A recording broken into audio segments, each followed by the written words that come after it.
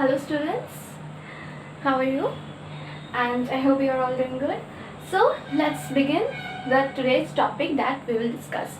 In the last class, remember, I hope that you have seen that video in which I have discussed about the drawbacks, limitations of the Dalton's atomic theory and modern atomic theory. How that after the limitations, after discovery of the so many unknown things like isotopes, isobars, and neutrons, protons, electrons, the scientist had brought a modifications into the Dalton's atomic theory, and that modified Dalton atomic theory is called modern atomic theory. And what are the modern atomic theory we have discussed.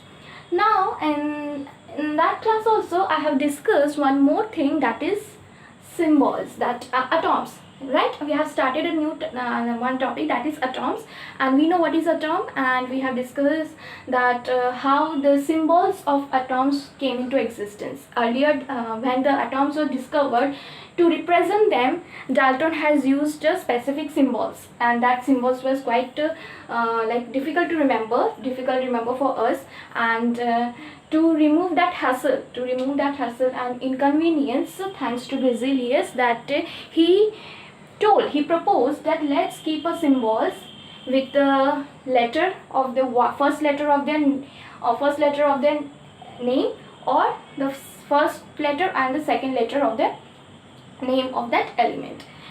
Now we know there are 118 elements, and each elements have a specific symbols. But out of the box you will see one of the interesting facts, that hydrogen has H, helium has He, oxygen has O, carbon has C. So say they have got the symbols from their names, but there are a few elements which has got the symbols which are not similar to their names, they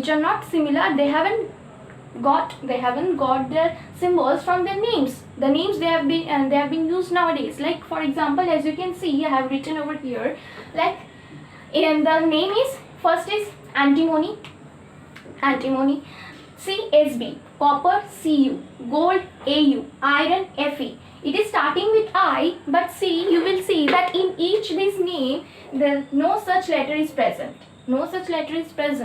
but still they have been given a symbol of this. The reason why these elements have a symbols which are different from the names, not taken from the names. The reason is these symbols have been derived from the Latin names. These symbols have been derived from their Latin names. And what are the Latin names? From the Latin names. Latin names means Latin names or Latin languages means it is like when these elements were discovered, the people of that region, the language they were using, when they named that element, so to honor that they have given the symbols. The scientists thought that it's better to give the symbols from the Latin names, otherwise these Latin names will be lost somewhere if we don't because it is their origin. So to represent their originality, their symbols have been the same. They derive the symbols from the Latin names. For example, from antimony, the Latin name is stindium.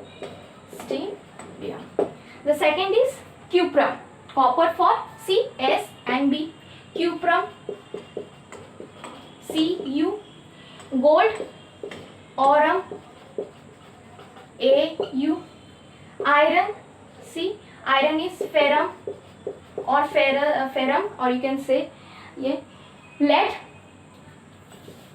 plumbum, P and B, C, P and B. Then mercury, Hg, Ig, I think it is a hydrogerium.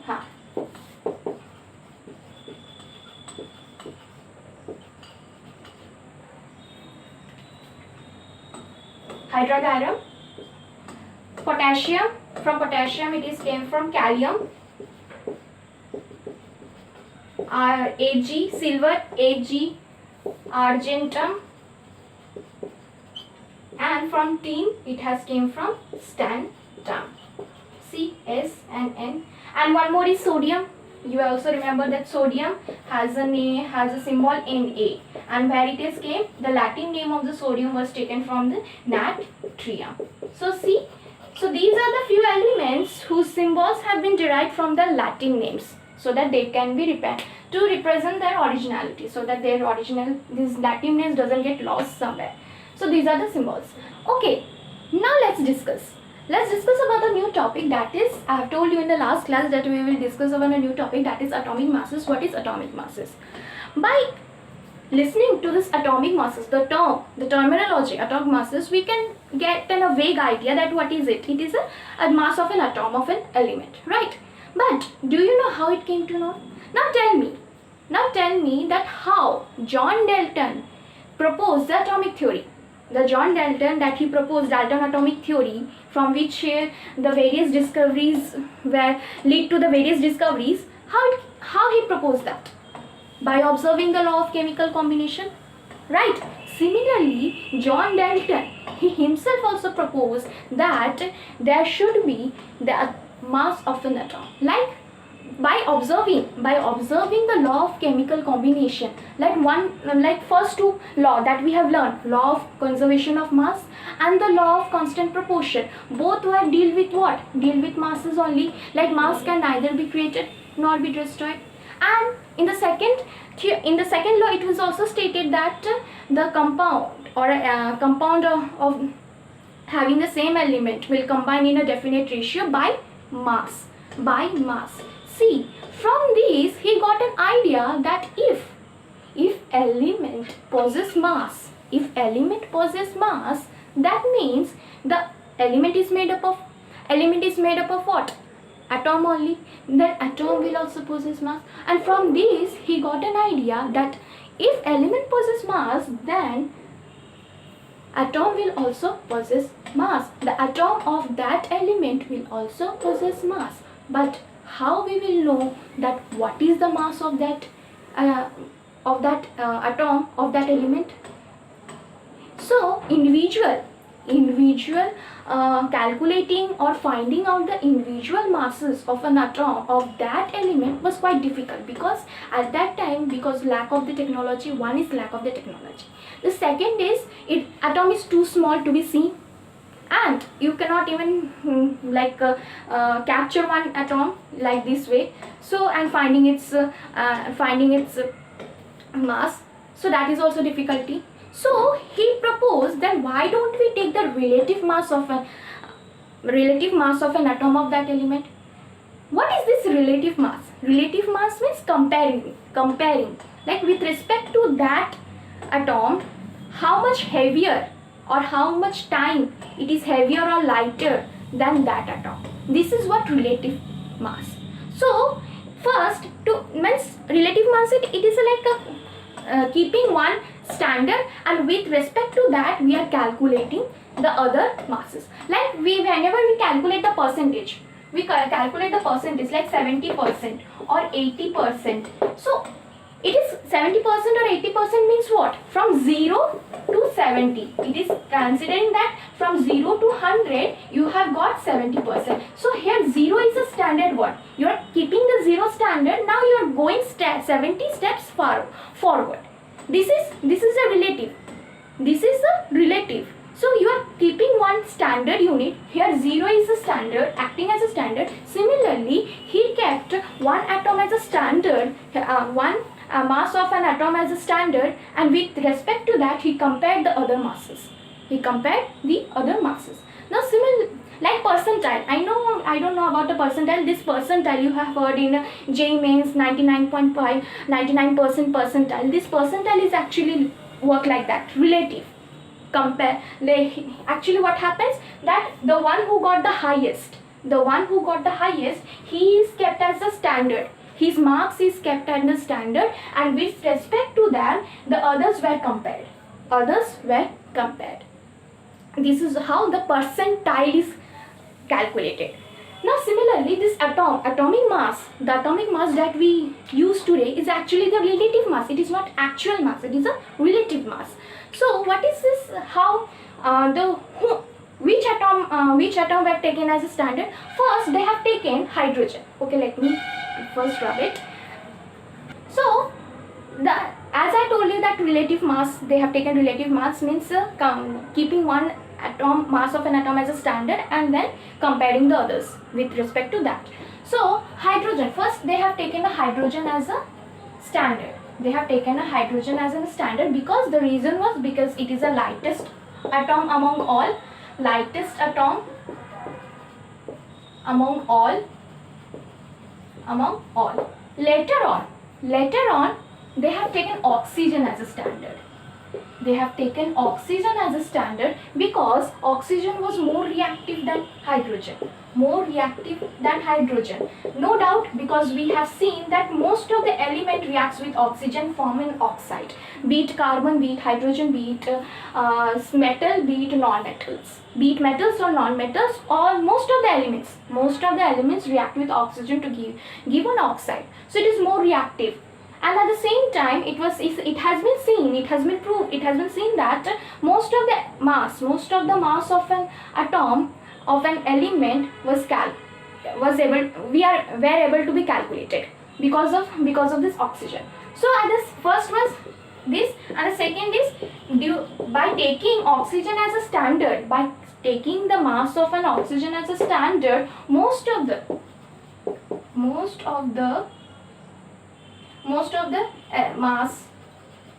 of an atoms of an element were calculated. But after the discovery of the isotopes, that oxygen exists in an isotope means that 16O and 18O having a different atomic masses. Since oxygen itself possesses a different atomic masses, so you cannot keep it as a standard. Standard means, whom should we call standard? Whom should we call ideal? One phase, who having a one phase means like overall, be it in a public, be it in a private, or be it in himself itself. Okay, that is a standard person. That is a standard ideal one. So oxygen, who possesses a different mass, cannot be act as a standard because oxygen itself possesses a different mass. So we don't know that which oxygen we are actually taking, and the abundance of these isotopes is comparatively like what? The abundance of this isotope is also good enough. It is not negligible. So later on, or we must say that now the third, so after seeing the disadvantage because of the isotopes, even the hydrogen have isotopes, so we can't go back to hydrogen also. So hydrogen after oxygen, next standard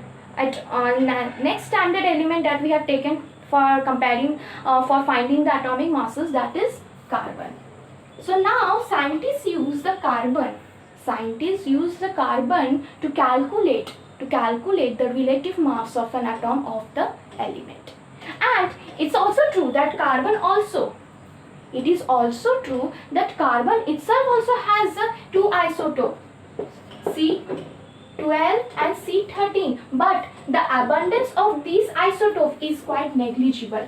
Negligible means that if this is present in a 99%, and this C13 is present in a 0.1%, and since it is a 0.1%, so we consider it as a negligible. But the abundance of these two isotopes is not actually that much. It's not negligible. It is a quite good enough. The ratio is quite good, like large. Ratio is quite large. So that is the reason we omit the oxygen. We didn't consider the oxygen to be the standard. So later the carbon was considered to be the standard. Now let's discuss that what is atomic masses and what is the formula of the atomic masses. The first is, what is atomic masses? Now comes to the definition of the atomic masses. What is atomic masses? Atomic masses is the relative mass of its atom as compared with the mass of an atom of the carbon-12 isotope. With the mass of the atom of the carbon-12 isotope. And the formula is atomic mass is equals to mass of an atom, the mass of an atom that you want to calculate. Mass of an atom divided by 1 AMU. Now here comes one more interesting. What is 1 AMU? 1 AMU is 1 atomic mass unit, and 1 atomic mass unit is equal to how much? 1 atomic mass unit equals to 1 by 12 into mass of the carbon 12 atom. So and unit of the atomic mass, the atomic mass that we have calculated, what unit will it possess? It will possess U, that is unified mass. The reason is why U. See, atom is too small. Now we can't calculate it in a gram and milligram. Also, it is too small. Even the mass will be too small. Means 10 to the power something minus something. So in order to just avoid that hassle, it's better to use U with U, unified mass. Now overall, if we place 1 AMU instead of, we can say that atomic mass is equal to that mass of an atom divided by 1 by 12 into mass of a carbon 12 atom. Carbon 12 atom. Instead of 1 AMU, I have placed this because 1 AMU equals to 1.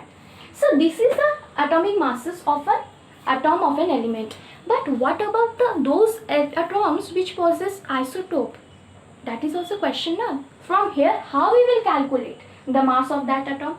In that case, if some element possesses isotope, if some element can have isotopes, in that case we will calculate their mass. We will calculate the atomic mass, and those atomic mass are called as average atomic mass.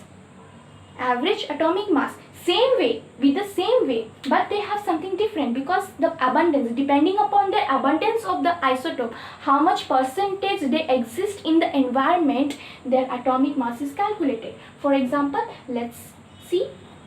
Since we have discussed what is atomic masses, now we can define what is isotope. Isotope is the atoms of same element. Atoms of same element which will have a different relative atomic masses.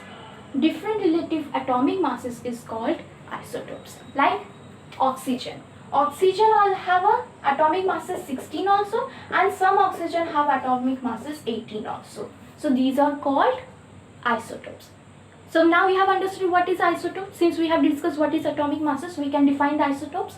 Now the problem is that how we will calculate that, how we will take their masses. How we don't know that which oxygen it is, we don't know which carbon it is, we don't know which hydrogen it is, which isotope of hydrogen it is. So then in that case, how we will take their atomic masses, the problem. So in that case, they have suggested that atomic masses of these elements, these kind of elements, of these elements can be calculated by taking the average relative mass of the different isotopes, by taking the different average relative masses of the different isotopes. So in this case, they have modified the definition, or better to say, they have also defined the atomic masses in this way also, because some of the element exist in isotope, have isotopes, isotopic in nature. So in that, the atomic mass of an element can be also be defined. Since some of the element also exist in isotopes, so they can't fit into that definition that atomic mass of an element is a relative mass of an atom compared with a carbon 12 atom. So in order to solve that problem, so atomic scientists has also defined the atomic mass, that atomic mass can also be defined as an average relative mass of an atom, of an element, compared with the mass of a carbon 12 atom. Now how we will calculate? How we will calculate the atomic mass? The atomic mass of that isotope, suppose if it is an isotope, how we will calculate? So we will take an average atomic mass. And how we will calculate the average relative mass? The average relative mass can be calculated by taking the summation of isotopic mass into relative abundance divided by relative abundance. Summation means addition, into isotopic mass means atomic mass of that isotope, into relative abundance means how much percentage does it exist, divided by total percentage they exist.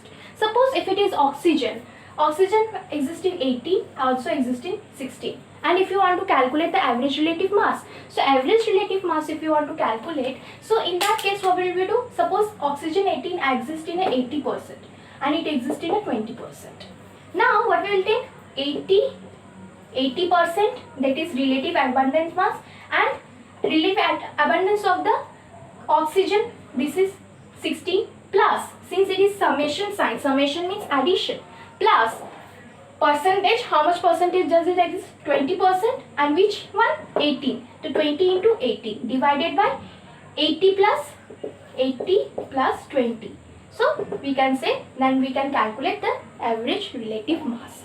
And that average relative mass is divided by 1 AU. So atomic mass can be also calculated by this way. Let's do an example or one question to understand this. If how to calculate the average relative mass of an isotopes of that element. So here you can see one question that in this case we will calculate the average atomic masses. So how we will calculate? See, nitrogen also exists in isotopes. That is N14, N15. These N14 and N15 are relative masses of isotopes. And these are the abundance, that how they exist in the environment, how they are present in the environment. Now, how we will calculate? We know that average atomic mass or relative mass is equals to, that is summation of isotope into relative abundance divided abundance. So let's take divide. Now 14 N14 is existing how much percentage? 99 into 3%. And N15 is a relative mass, and how much it is present in the environment? 67. Now divided by 99.33 plus 0.67. Now here you can calculate by 100 and you will see the percentage of this 14.0067 U, and that is the reason, and this approximately we can 40 U, and this is the reason why we take nitrogen, the atomic mass of a nitrogen, as 14. Similarly, we can calculate for the carbon, we can calculate for the oxygen, we can calculate for the every other isotopes. Hydrogen also. Hydrogen exists in 3 isotopes. That is, what are the 3 isotopes? One is A1, another is H1, H2, H3. This is called hydrogen, proton, sometimes they are called proton, deuterium, and these are tritium. These are a different isotopes of a hydrogen and they have a different names. Okay, so these are the isotopes. So we have discussed what is atomic masses, and it's almost have taken more whole class. So I have thought that we will discuss about the molecular masses also. Molecular masses are quite similar to this. Better to define that. We know what is molecule, right? We know what is molecule, and similarly the atom of an element possess mass. The molecule will also possess mass. Then how we will calculate? The same way. The atomic masses, we have calculated the atomic masses by taking the relative masses, by considering one as a carbon as a standard. Similarly, the molecular masses is calculated in that way. It is not actually actual, rather we are taking the relative masses, because molecular mass is actually the summation of all the atoms present in the molecules, and summation of all the masses of an atom present in the molecule, and masses of an atom means atomic masses, and atomic masses are not the actual, they are relative masses. So in that case, so the molecular masses that we calculate is actually relative masses of a molecule compared with the mass of a carbon 12 atom. So we will discuss in this next class. Okay, thank you and have a nice day.